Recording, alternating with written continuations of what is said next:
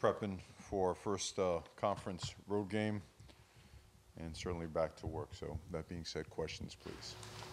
Mario, you mentioned on Saturday that Tyreek was in protocol. I assume that's concussion protocol. Is that right? Well, we don't disclose exactly what type of protocols that we do have, but he's being evaluated and we'll know shortly his availability. What were the biggest factors to you in the running game, only producing 42 yards? Well, I think they did a good job up front. I think some holes we missed, some holes we didn't produce. And then we saw some things in the passing game that we really liked. The quarterback was hot, the receivers were catching the ball, and we were moving the ball. We weren't as productive in the red zone like we needed to be, but we felt that the passing game was working, so we stuck with it.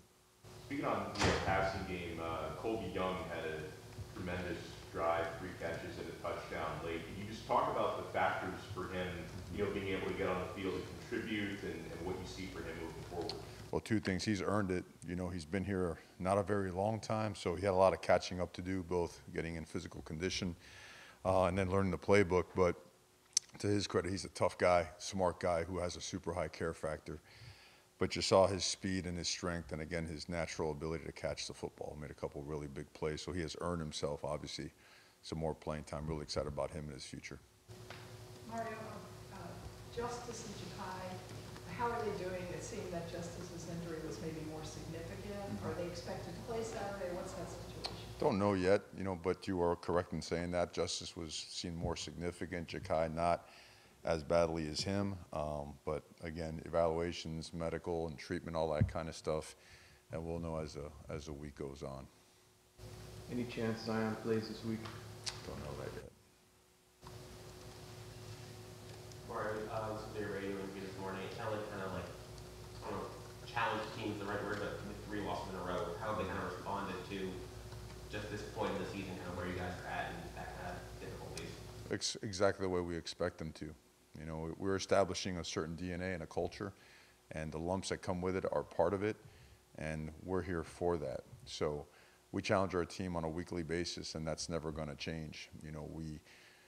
When we're in, and we're going to be in very tight games, competitive games, and these games come down to details of, you name it, alignment, assignment, eye discipline, communication, right? All those things come into play. Technique, right?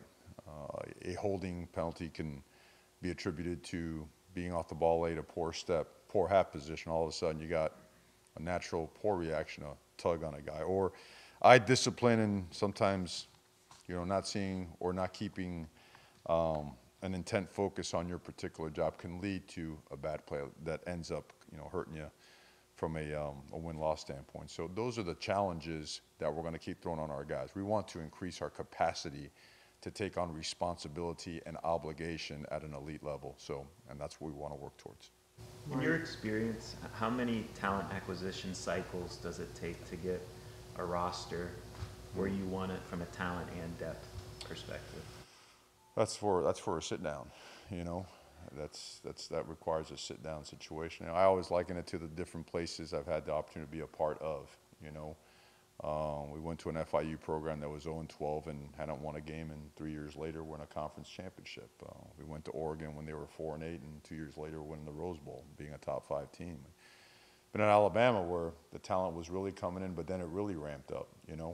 I think that's for a sit down, assessing exactly where you are and where you want to be, because it's 2 different ways you got to develop the players on your football team while you continue the influx of talent, elite level, elite caliber talent, which I think is exciting in 2 different ways, because we are progressing and certain guys are certainly developing. And then I think it's also very obvious that some areas are stronger than others. So there's going to be tremendous opportunity here.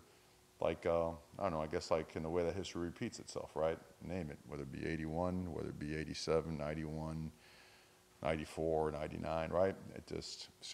And we feel like we're making progress.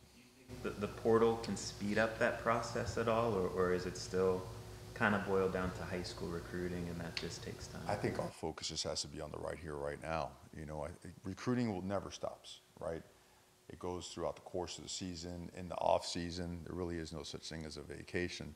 I think your portal additions as well as your subtractions have to be very strategic, right? there has to be a good reason for taking someone that's in the portal, and there also has to be a good reason for facilitating, you know, a guy that you might have on your roster to get in the portal as well, right? It's strictly business, right? You got to make sure you're doing right by the program, right by the players, that you're having honesty and transparency and the kind of conversations that lead to betterment for everybody. But certainly, let's call it what it is, talent acquisition is very different now because of the portal. You see the difference it's made in our defensive line, right? You'd love to be able to have time more than a couple weeks and months to be able to do that, just, you know, broad base right across the entire roster. Speaking of portal guys from the defensive line, Team Messidor is having, I think, third in the country among edge rushers right now. How has he kind of lived up to what your expectations were entering the season? Well, I mean, we knew he was an excellent player when he became available. We were all over it, and a little bit to your point, I think Miami needs to be a roster full of players like that produce that level, right? And that's development, and that's continued work, and that's continued progress within our schemes. We have a lot of guys that are getting better. Certainly, he's one of them that's improving, and through recruiting as well. That's the aim, that's the goal. He's a great example for our guys of how to do it and do it the right way. He's been, the best part about him is his toughness. If you get a chance, throw on the film and take a real hard and deep dive at how physical he plays and the effort he plays with. And he has been banged up, he's been healthy, he's fought through all of it, and he just keeps going. I mean, that guy is a true warrior, an excellent football player, and even a better person. Mario, you guys had a lot of recruits, obviously, at the last game, commitments and kids that are interested in the program. Just what's been your message to them, you know, after this kind of tough start on the field, and what are they kind of reciprocating to you? Oh, our message has never been anything but the truth and honesty. You know, we came here to be a part of what we feel is the best program always for us in the country, and certain things we have to build and certain things we're going to get better at sooner than later, and other things are going to take time, you know, but that all focuses on this season, our players. We certainly, if we make it a big point to make sure that they get to speak with our players so they know what the program is about, so they know that the work is real, so they know that the culture is real, so that they know that we are completely invested in making sure that every single day we make some kind of progress towards everything, towards winning, towards betterment in the classroom, towards betterment in them and their future, their development on the field as players, a team, their units, their position groups, all that stuff. So that's never going to change. We're very real. We're very passionate about the University of Miami. And, you know, there's a reason that, you know, things are going, you know, well in recruiting. We've seen Nigel Leake and Wesley, their roles, you know, steadily increasing. Can you just talk about their progress, how they're doing as freshmen? Yeah, you know, you wish they'd been here a couple of years. Those guys are really talented guys. With some of these positions and some of the opponents you play, sometimes things get a little bit more complex, and they've done a great job taking it in, so their roles will continue to increase, and they're playing faster. They're playing better. You're starting to see some of the things they show in practice. They're starting to show up on the field on game day as well. And then I think it's, I'm proud of a guy like Nigel Leake and Wesley both. Nigel Leake was banged up, right? Took a pretty good shot, and you couldn't keep him out of the game. He was right back up, ready to go back in. Those are traits, right? That's the type of DNA that we want to continue to foster and culture and nurture here at the University of Miami. Mario, how much has the offensive line progressed, and how much are they part of the red zone struggles and goal line situations that occur Saturday? What do you think are the biggest challenges? Yeah, we weren't good at the goal line. You know, we and credit to them. You know, they schemed it up when we moved the fullback over. The Mike plussed over, so he was able to shoot through the gap, and you know that made it a tough run right there. And then you know, the sneak itself was more of a stalemate than it was push. So you know, we've got to do better in some regards. And then, for the most part, with as many passes as we threw, they protected the quarterback fairly well. So we want to improve in everything that we do. Certainly, we want to improve and increase our physicality as it relates to the run game. But there's a lot that goes to the run game, especially when a team does some of the things that they do. There's zone blocking or man blocking or gap scheming that goes with or is tied into a tight end or that's tied into an RPO. And we're out of sync right now. And I don't think it's one particular person or unit. We just got to, like we did with the passing game and help that get better, we got to do the same with the run game. Coach, you mentioned Nigel Leake and Wesley. Who are some of the other younger players, such as Jaleel Skinner, who have really started to emerge as you know we approach the midway point of the season? Well, I think you mentioned Jaleel right there. You know, he's a guy that continues to get better and better. Great tight end room. Guys like like Will Mallory, Don Mammarelli, Elijah Arroyo, they've all done a really good job helping him. Khalil Brantley's done a really, really good job. I like to think that Colby Young is a young guy because he just hasn't played that much, right? Excuse me. I like to think Brashard Smith is another young guy. Only been in for a year plus and is coming on really, really strong. I guess it could go on and on because I know you guys probably view Cam and James as veterans, but they're only sophomores. So I thought Leonard Taylor's a guy worth mentioning. Really played strong and getting better and changing his body and really committed himself to improvement. So I think guys like that have stood out. Inez Cooper's going to be a great one. He really is. Trevante was on his way to being really, really good until he got banged up. But we see flashes in Isaiah Horton, challenged him this week to be accountable, to be trusted when it comes to game day. So we'll see what type of competitor we get tomorrow on the practice field, and I'm sure I could rattle off a few more.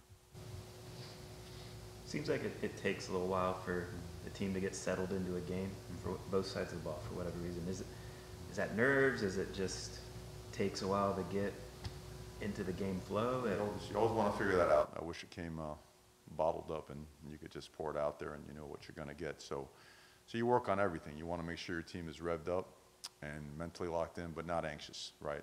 Anxiety is the killer of performance, peak performance for that matter. So, we really do spend a lot of time on mental preparation, on the psychological side of it. We feel that in so many ways we've improved the resiliency of our football team, but some of the things that come with a slow start, sometimes it's formational, right? I mean, every single time you play a team, there's going to be a wrinkle, right? There's going to be a new, adjustment that may take you a play, a series, hopefully not much longer than that, but sometimes it does take a quarter and a half to get adjusted and play at the level you're capable of. So we immediately get them to the sideline, settle down those eyes, those nerves, and we think the best way always to do that is get right back to focus, to technique, to fundamentals, and to assignment. Cut out all the other stuff. Don't let the mind drift. Social media ain't part of this. This is football, and everything you do on the field is going to make the difference. I don't think we've asked you about Virginia Tech yet. They're 2-4, but sellout crowd's supposed to be there. Obviously, a lot of place to play. What did you see in that? And we all know the caliber of football coach and football players that Virginia Tech always has. It's epitomized in the way that they're coached and the way they train and the way they're hard-nosed, they're tough, they're explosive. They are in the top 10 in just about every defensive category regarding negative plays, regarding sacks, pressures, third down. I know they're number one in the ACC. So they present many challenges. They move and pressure on just about every single down. They give you all kinds of looks to try to bait your linemen and sending the protection one way, come the other way. They challenge you to do a good job. They wire you up too in all your tight run schemes as well as your wide zone schemes. Offensively, they present a lot of challenges because formationally, assignment-wise, and explosive player-wise, they've got a great mix. And they do a really good job attacking the weaknesses of defenses. Last week, certainly, they scored a good amount of points and left a couple opportunities on the table. So we're very well aware of them. We know that they're a really good football team with really good football players. We're expecting a great challenge. 12:30 kickoff, our first test on the road. We've got to be at our best. Okay. Mario, Cam Kitchen's having an excellent start to the year. How have you seen him kind of grow and develop into kind of this leader, this top player on the defense since you arrived? We want more from Cam Kitchens because he's capable of more. Guys like that, their care factor's through the roof. He is a perfect example of a South Florida football player, product of the city of Miami. A guy that was an exceptional high school player and is doing a great job now at the collegiate level. And his voice has to continue to grow stronger and louder in the locker room and at a very young age. Sometimes it's unfair.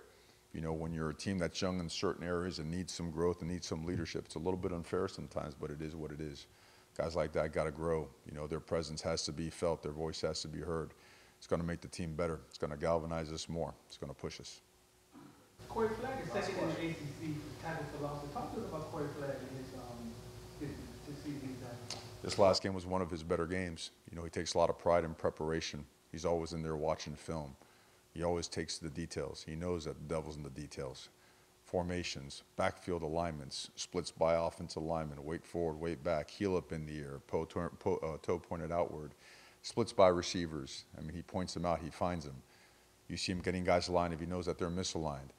You see if there's a guy that doesn't quite know communication-wise what the call was or where they're supposed to be aligned, he gets them lined up the right way.